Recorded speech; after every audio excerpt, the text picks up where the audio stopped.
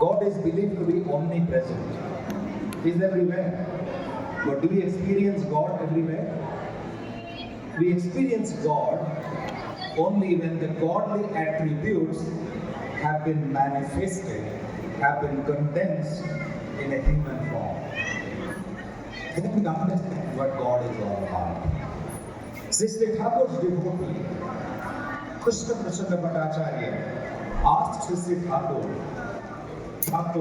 I can pray to God directly. Why do I not need an intermediary between me and God? Why do I need a guru? Sri Thakur Anukul Chandra said, Kechpada, when you think about poetry, you remember Rabindranath Tagore. When you think about kindness, you remember a kind man.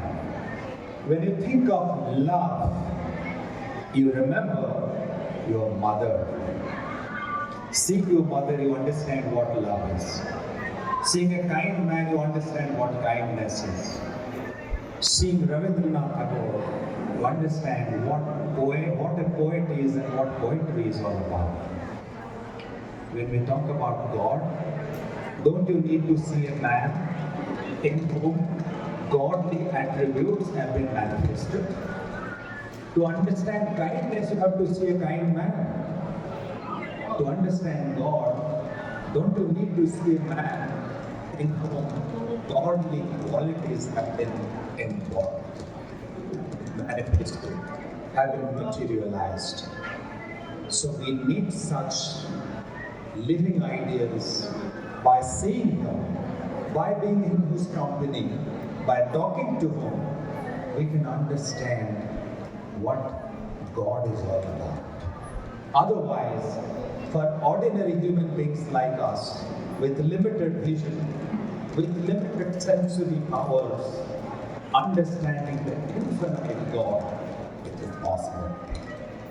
We need such a guru, such a Purushottam, to understand what God is all about, and also to make our life godly.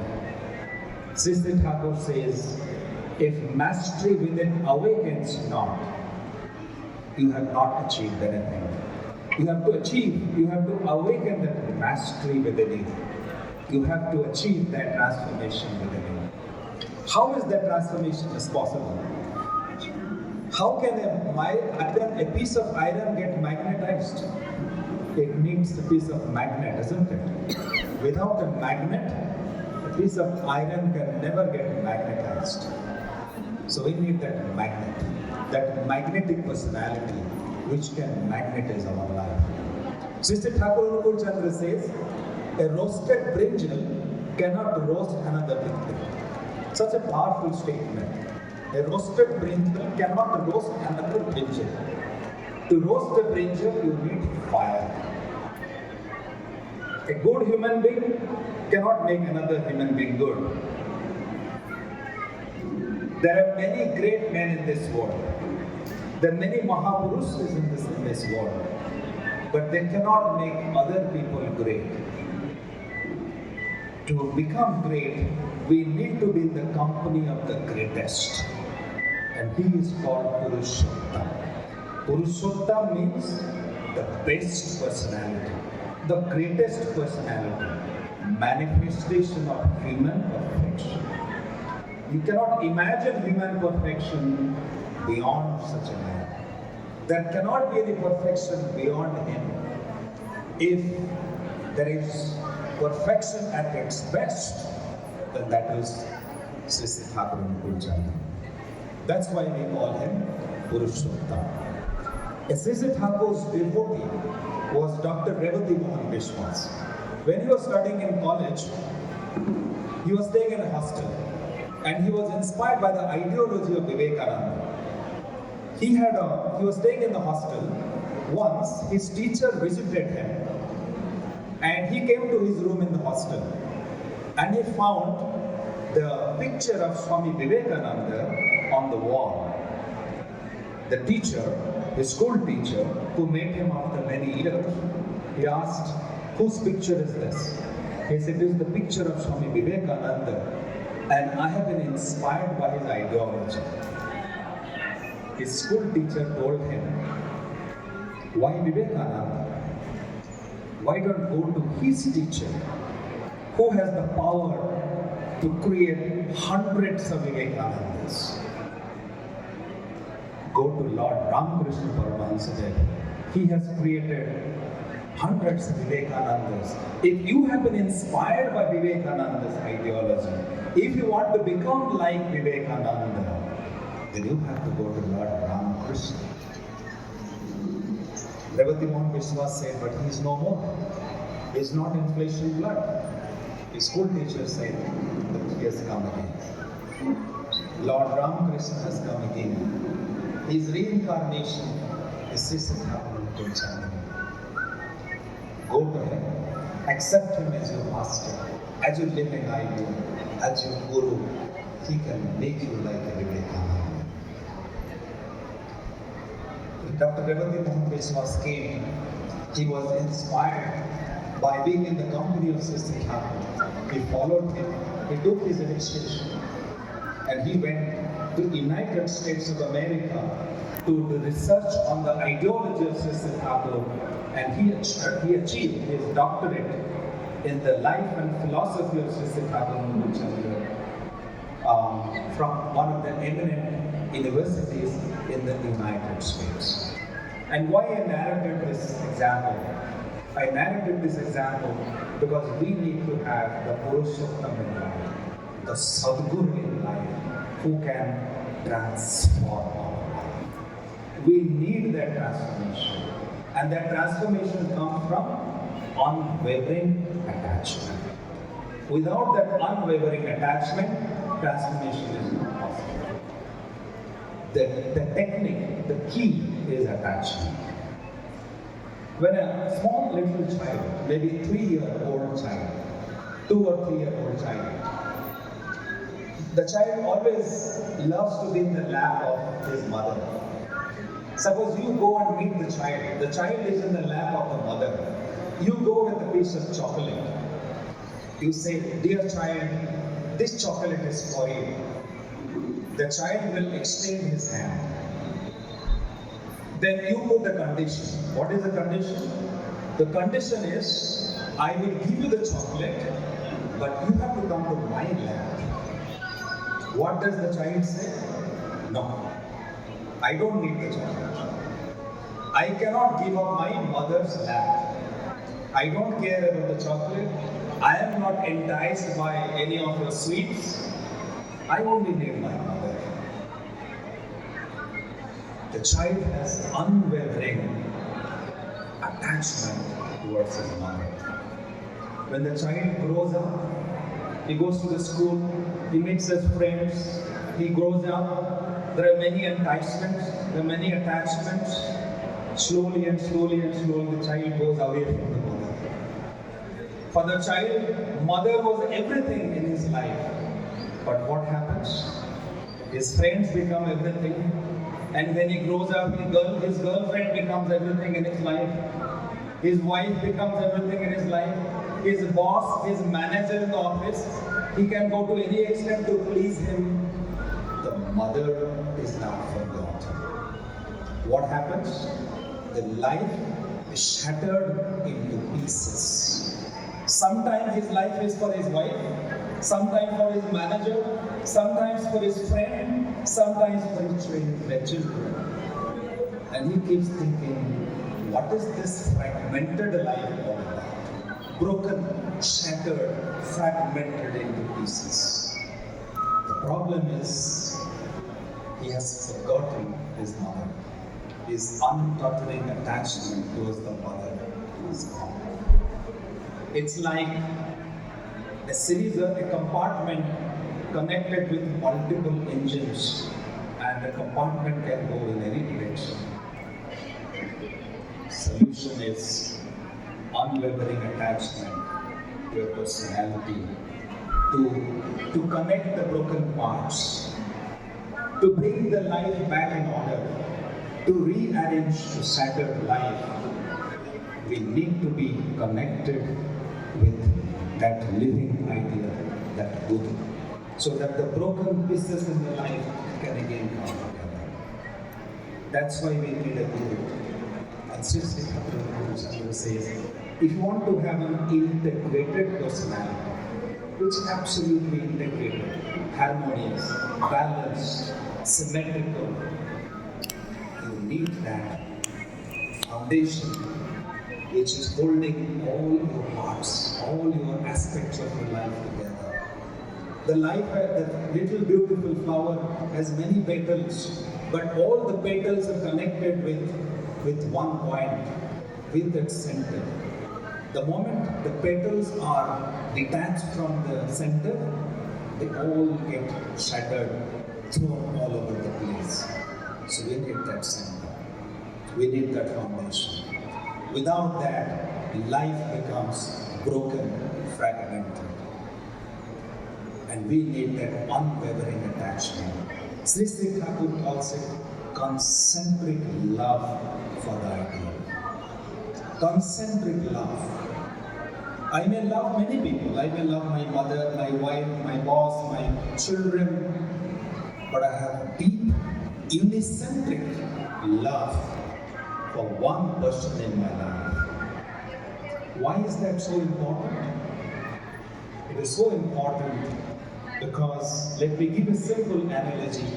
A circle has many points inside it, but it just has only one center. It doesn't have two center points. It doesn't have two central points inside it. It just has one. We may have many people in our life who we love, but there just has to be one center in our life. It would have to be concentric around. One very intelligent friend of mine once told me, Ari, I don't need one guru in my life. I go to every mandir, every math, every guru. I will read every book. I will read Bible, Quran, Gita, everything. I will pick up the essence from everything. And I will follow whatever is good for me. I said, my dear friend, if you want to dig water, you have to dig at one place. You have to maybe dig for 100 feet at one place. But imagine, you go to 1 feet and dig 5 feet, go to another place and dig 7 feet, go to another place and dig 10 feet. How much you are digging? You are digging 100 feet. Are you getting water? No water. If you want water, dig at one place. 100 feet, you will get water. I go to one guru, many gurus, many great people. I read many books. I did not get anything in my life.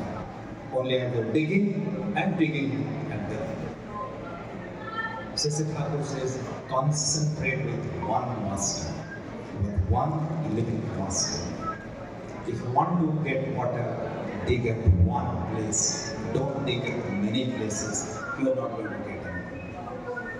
Imagine the sun. The sun is so powerful. But the sun cannot burn anything in this world. It can't do it. If you really want to use the sunlight to burn something, you need a lens, a magnetic lens. You have to, with deep concentration, you have to focus and concentrate the sunlight at one single point on a piece of paper, on a piece of wood. It will start, you will see flames growing up slowly and slowly. The sun has infinite energy. It has light in abundance.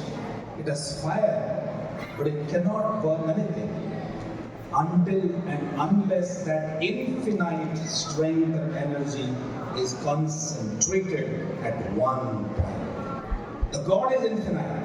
God is shapeless. God is omnipresent. God is everywhere. We cannot experience God until we have that deep concentration. Until we have that deep concentration. And until we experience His infinite kindness and compassion within ourselves with absolute, unwavering, unapologetic attachment towards that one person in whom godly attributes have been manifested. How to establish that attachment?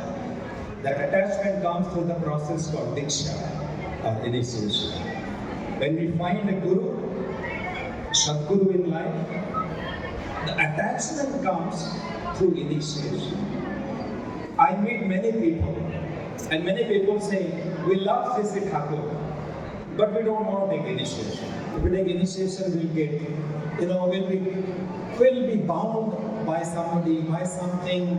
We don't want to get into that binding. And somebody exactly asked the same question to Sri Thakur.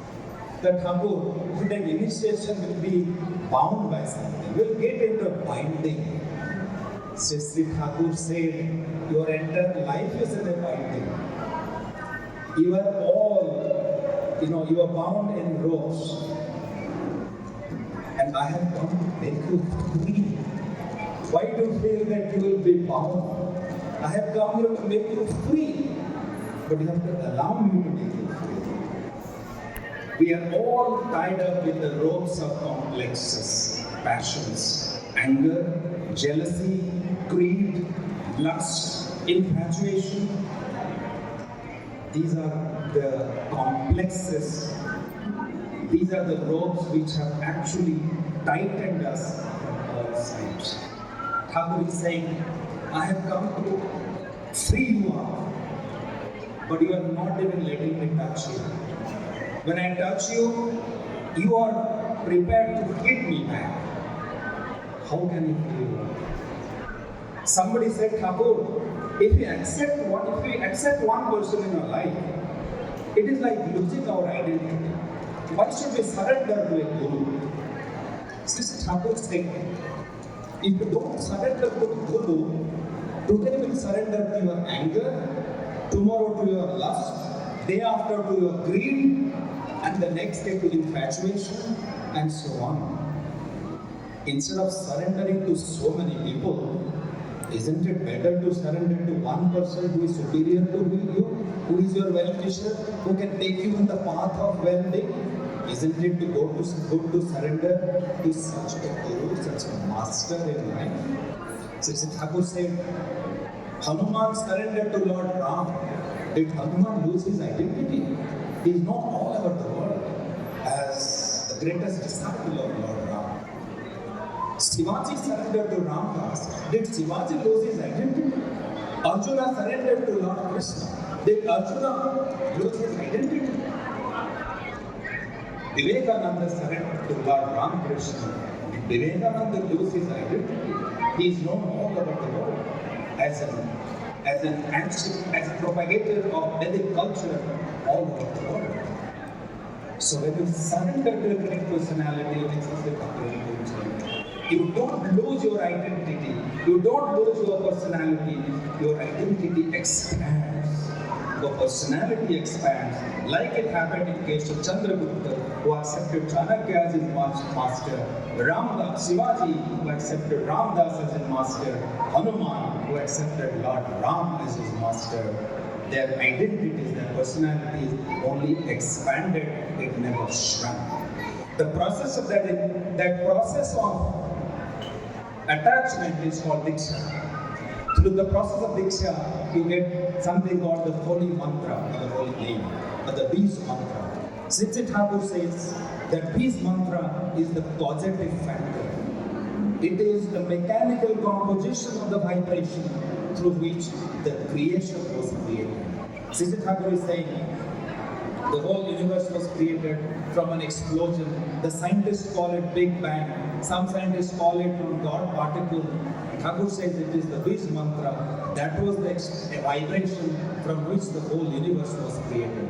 And when you chant that mantra, you go back, you move towards the cause, the causative factor, the cause of the universe, the cause of this world, the cause of you and me, the cause of your life, the cause of everything. That's why the Sat mantra is important. And Diksha, within the word Diksha, that is the meaning of Diksha is being daksha or being able, being competent. Diksha means dakshata. When we accept a guru through the process of initiation, our competence, our capability, our ability expands and we become Daksh. Sri Thakur Chandra is saying, in today's world, people want to achieve, they want to get everything. And Thakur is saying, whatever you want, you will get it. Somebody asked Thakur, what are you saying? Anything that I ask, I will get it. Thakur said, anything that you want, you will get it.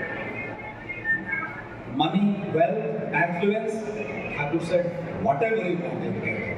If you want money, you will get it. If you want wisdom, you will get it. If you want God, you will get it. Whatever you want to get it. But you must know the technique of getting. He said, Thakur, bata dijiye. Please tell me quickly, because I want to get many things in life. Thakur said, I know time is short, I'll have to wrap up. Sri Thakur said, the technique of achieving in life, 4 steps. Dharo, karo, bano. Dharo means accept. Accept the Guru. Accept the true Guru, Sadguru. Karo means follow his commandments. Bano means become capable. Power means achieve. If you want to achieve, if you want fruits and you plant the seed today, you won't get fruits tomorrow. The seed has to, with the cell division, the seed has to become a sapling. The sapling must have the stem and the branches and the flowers and the fruits. Similarly, if you want to achieve in life, accept the Guru in life. Follow his commandments. Do whatever he has said. When you do, you will gain practical experience. When you gain experience, that will expand your wisdom. Sri Thakur Chandra says, what is known by realization is wisdom. You will gain wisdom. With wisdom will come efficiency, capability, competence. And when you become competent and capable, you will achieve what you want. You will achieve what you want. But it begins with acceptance of the Guru. Before I wrap up, I know it's time, I will just share a quick experience. Palda talked about DP work. About a few weeks ago when I took over the responsibility of the global head transformation in TikTok, the journalist from one of the Odia channels came to meet me at my residence in Bangalore. He said some person from Odisha has become the global head talent transformation, will broadcast your interview. So that person came along with the cameraman. And the person came, said that he will come at 5 o'clock, but he got delayed because of Bangalore traffic. Finally, late, but it was almost prayer time. I said, look, I cannot give you the interview now. Now is the prayer time. We will go and offer prayer. Both of you can also join us. The reporter and the cameraman, they came and sat with us in the prayer. The prayer got over. The cameraman told me and my wife is also here. He told, I am also a disciple of Sri Thakur. I was doing all his, the Ishtavritti and I was chanting the mantra and everything, but I stopped. I said, why did you stop? He said, no, I just stopped like that.